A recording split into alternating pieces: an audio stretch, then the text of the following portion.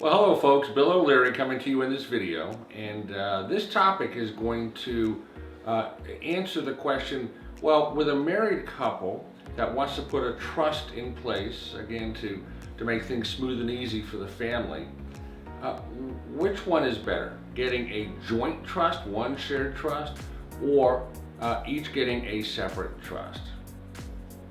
Again, a quick introduction, Bill O'Leary, and I'm a lawyer. Estate planning and elder law and probate is what we do here at my firm, Legacy Planning Law Group in Jacksonville, Florida. So, the question, married couple, and again, they've seen the wisdom of putting a trust together.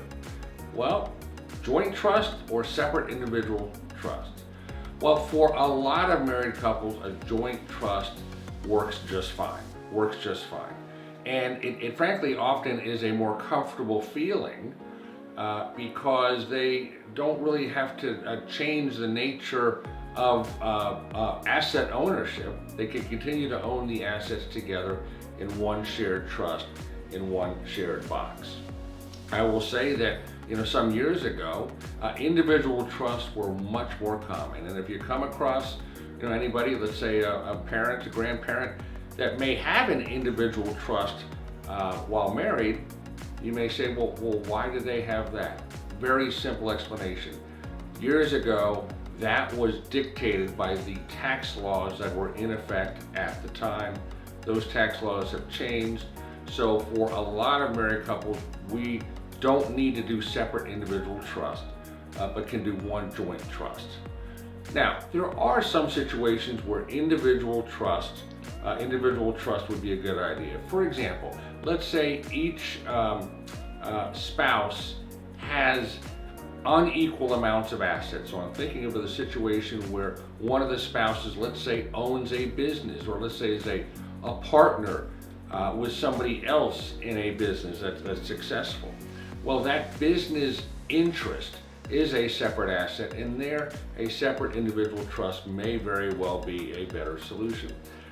Or what about the situation where a spouse is expecting a sizable inheritance?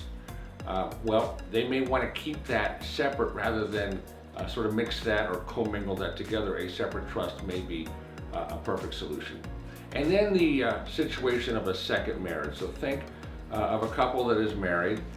This is their second or subsequent marriage. They've been married before and they have children from a prior. One or both have children from a prior marriage. And what they very much want to do is two things. One, make sure that their new spouse is well taken care of after they pass away. But secondly, to make sure that their children from their prior marriage are also provided for, and to put in place certain guardrails or restrictions to make sure that does happen and that their children from the prior marriage are not sort of cut out of the plan if they are the first spouse to pass. So there, in individual trust, his and hers may work just fine. I will tell you that in that second marriage situation, more often than not, we can make a joint trust work just the same as separate individual trust. And again, it's a more familiar feeling to have a joint trust because the couple does not need to go in and change the ownership of their assets and say, well, we're going to break up the joint ownership and you take half and I take half and we're going to put each half into our separate trust. Oftentimes in the second marriage situation, we can accomplish the same thing with a joint trust. So hey, if you'd like to know a little bit more about sort of the differences between a joint trust versus separate individual trust, we would love to talk to you. So we invite you to go ahead and schedule a free discovery phone call that we call it.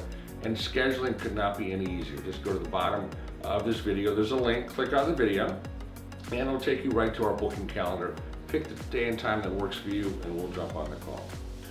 Hey, we would also ask that you go ahead and like this video and do subscribe to our YouTube channel because we keep putting up more and more content all the time. So Bill O'Leary signing off for now. Go make it a great day and a better world.